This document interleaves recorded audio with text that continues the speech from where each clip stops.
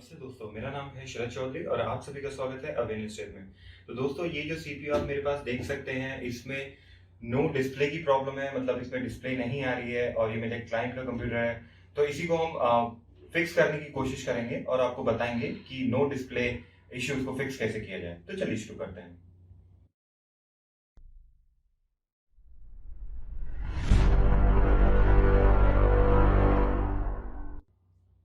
अब तो यहाँ पे मैं आपको ये सिस्टम जो है स्विच ऑन करके दिखाता हूँ एक बार। तो let us switch it on. यहाँ पे आप ये मॉनिटर देख सकते हैं मेरे पास। यहाँ पे जो है सिस्टम जो है ऑन हो चुका है। जैसा कि आप देख सकते हैं, यहाँ पे कोई डिस्प्ले देखने को नहीं मिल रही है। मॉनिटर की जो है लाइट्स जो है ब्लिंक हो रही है, पर यहाँ पे कोई भी डिस्प्ले देखने को नहीं मिल रही है। अगर आपको ये भी देखना है कि मॉनिटर सही है कि नहीं, तो आप मॉनिटर की केबल को डिस्कनेक्ट कर सकते हैं। और जैसे ही मैं मॉनिटर की केबल को डिस्कनेक्ट करूंगा, मैंने पीछे से डिस्कनेक्ट कर दिया, तो यहाँ पे आप देखेंगे कि यहाँ पे कनेक्ट केबल का साइन आ जाएगा। तो दैट मीन्स कि मॉनिटर तो सही काम कर रहा है, लेकिन जैसे ही मैं उसे सीपीयू से कनेक्ट करता हूँ, तो सीपीयू की तरफ से जो है डिस्प्ले नहीं आ रही है। तो हम क्या करेंगे, हम कंप्यूटर को ऑफ करेंगे और हम फिर इसको जो सीपीयू है हम इसको ओपन करेंगे। तो यहाँ पे स्क्रू ड्राइवर से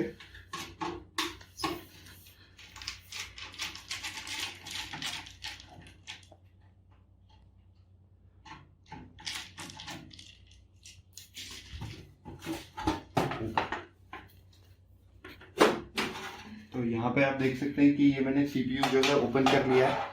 नाउ दोस्तों, जब भी कभी नो डिस्प्ले का इश्यू आता है, तो सबसे बड़ा फैक्टर रहता है रैम। रैम में क्या होता है, रैम ही आपकी डिस्प्ले प्रोवाइड कराती है, और रैम में कभी कभी डस्ट भी हो जाती है, तो उसकी वजह से भी जो है डिस्प्ले नहीं आती है। तो इन केसेस में आप क्या कर सकते हैं, ये आप रैम देख सकते हैं। तो इसको आप और मेक श्योर आप इसको करने से पहले किसी कारपेट पे बैठे, मतलब नंगे पैर ना बैठे। तो ये मैंने रैम निकाल ली है। तो इसको हम क्या करेंगे, इसको हम दूसरे स्लॉट में लगा के देखेंगे।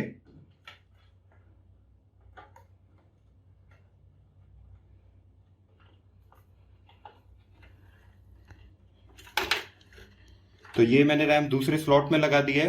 अगर इस स्लॉट में कुछ इश्यू आ भी रहा होगा या कोई भी इश्यू होगा, तो अगर रैम सही है तो दूसरे स्लॉट में जो है चल जानी चाहिए। तो चलिए अब इसे दोबारा से पावर ऑन करके देखते हैं कि आप डिस्प्ले आती है कि नहीं।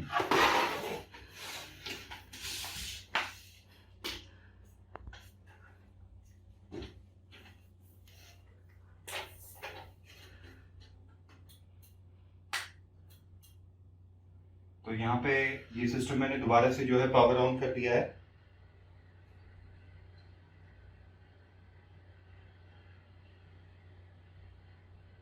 और अभी जो है मुझे डिस्प्ले का कोई साइन नहीं दिख रहा है। तो इसको हम दोबारा से स्विच ऑफ करेंगे।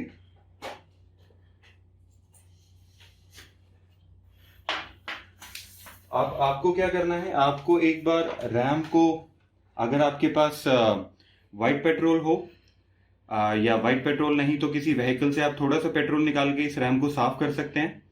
और उसके बाद देखें कि डिस्प्ले आती है कि नहीं। मैंने ऑलरेडी इस रैम को जो है व्हीकल के पेट्रोल से साफ किया है और अब भी डिस्प्ले नहीं आ रही है। तो अब क्या होगा कि अगर आपके पास कोई दूसरी रैम है, तो आप उसे लगा के भी ट्राई कर सकते हैं कि डिस्प्ले आती है कि नहीं। तो हमारे पास एक रैम है, ये DDR2 रैम है, तो मेरे पास एक रैम है, चलिए उससे ट्राई करते हैं।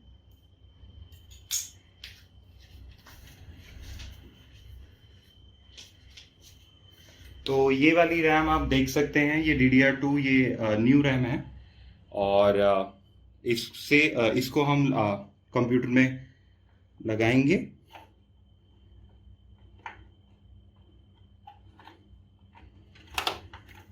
ये यहाँ पे मैंने रैम लगा दी है। अब स्विच ऑन करके देखते हैं गाइस कि कंप्यूटर में जो है डिस्प्ले आती है या नहीं।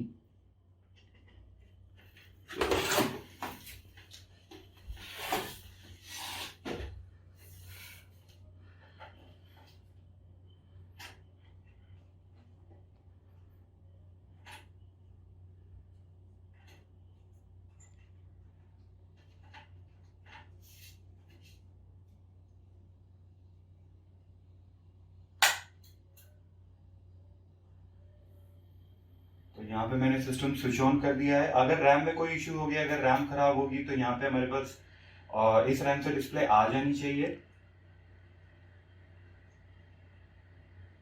और जैसा कि आप देख सकते हैं यहाँ पे डिस्प्ले आ चुकी है, स्टार्टिंग विंडोज लिखा आ रहा है।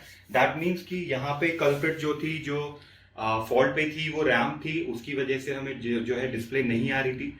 इन सब को छोड़िए, ये सब बात की बातें हैं। मतलब मेन इशू ये था कि आपकी जो है डिस्प्ले नहीं आ रही थी और वो इशू फिक्स हो चुका है। अगर ऐसा होता है कि ये सब ट्राई करने के बाद भी आपकी जो है डिस्प्ले नहीं आती है, तो सेकंड जो फॉल्ट जाता है कि आप सारे डिवाइसेस को डिस्कनेक्ट करें, लाइक हार्ड डिस्क हो गई, सीडी ड्राइव हो गई, उनको डिस्कनेक्ट कर लें और उसके बाद चला के देखें। क्योंकि कभी कभी क्या होता है, कोई डिवाइस भी कॉन्फ्लिक्ट कर सकता है और उसकी वजह से भी जो है आपको नो डिस्प्ले की का जो है मैसेज आ सकता है, मतलब डिस्प्ले नहीं आएगी।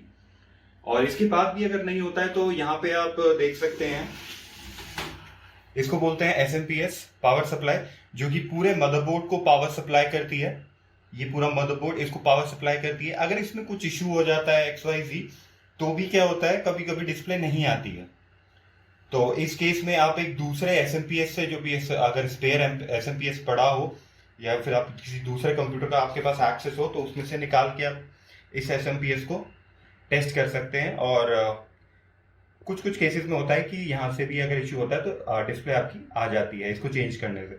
अगर दोस्तों फिर भी डिस्प्ले नहीं आ रही है तो फिर यहाँ पे आप इसको मैं थोड़ा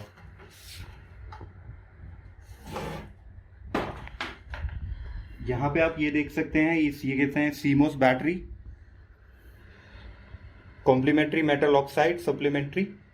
तो इसमें क्या होता है, इसमें आपकी डेट और टाइम सेव रहते हैं। कभी कभी कुछ करप्शन हो जाता है तो आप इसको सबसे पहले भी रिमूव करके देख सकते हैं। और अगर ये डेड हो चुकी है तो एक नई सेल भी लगा सकते हैं इसमें। ये 5 से 10 रुपए की मार्केट में अवेलेबल होती है, किसी भी वॉच वाले के पास आपको ईजिली अवेल हो जाएगी। तो इसको निकाल के देख सकते हैं और उसको रिप्लेस करके देख सकते हैं डिस्प्ले आती है कि नहीं।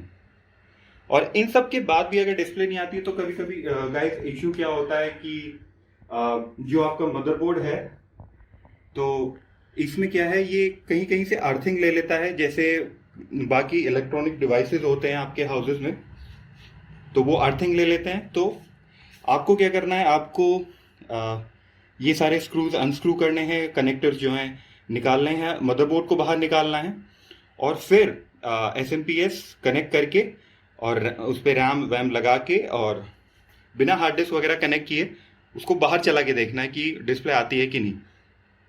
70 to 80% केसेस में मैंने ये भी देखा है कि जहाँ पे ये सारी ट्रबल शूटिंग फेल हो जाती है, वहाँ पे कुछ कुछ केसेस में अर्थिंग का इशू भी होता है और वो इशू फिक्स हो जाता है। तो आप क्या कर सकते हैं, अगर अर्थिंग की वजह से दिक्कत हो रही है तो नीचे आप यहाँ पे देख सकते हैं, मैंने एक न्यूज़पेपर लगा रखा है। आप कोई भी फॉर्म वगैरह का यूज़ कर सकते हैं ताकि ये जो मदरबोर्ड है डायरेक्ट कॉन्टैक्ट में ना आए। यहाँ पे ये जो भी काइंड ऑफ मेटल सरफेस या एल्यूमिनियम वगैरह आप इसे कह सकते हैं, ताकि अर्थिंग की प्रॉब्लम जो है ना आए इसमें। अगर दोस्तों फिर भी नहीं हो रहा है तो आएगी, तो फिर तो मदरबोर्ड में कुछ एक्चुअली इशू है और वो फिर आपको टेक्नीशियन के पास ही ले जाना पड़ेगा, क्योंकि वो फिर मदरबोर्ड को ट्रेस करेगा कि मदरबोर्ड में कहाँ पे जो है दिक्कत है। लेकिन 70 to 80% केसेस आप अपने घर पे भी रिजॉल्व कर सकते हैं। मैंने जितने भी क्लाइंट के कंप्यूटर्स पे काम किया है, 60% केसेस में रैम ही जो है फॉल्टी निकलती है और ऐसा 20 से 30% ही होता है कि आपका जो है मदरबोर्ड जो है वो फॉल्टी हो। तो दोस्तों ये थी वीडियो जिसमें कि हमने आपको दिखाया कि नो डिस्प्ले का एरर और जो नो डिस्प्ले का इशू है उसको फिक्स कैसे करें। आपको अगर ये वीडियो अच्छी लगी तो please hit the like button guys, नहीं अच्छी लगी तो डिसलाइक, और ज़्यादा से ज़्यादा इस वीडियो को शेयर करें ताकि बाकी हमारे दोस्तों की भी मदद हो सके जो इस एरर को फेस कर रहे हैं। और सब चैनल को सब्सक्राइब करना ना भूलें, क्योंकि हम ऐसी ही अच्छी अच्छी वीडियोस लेके आते रहते हैं। Thank you for watching.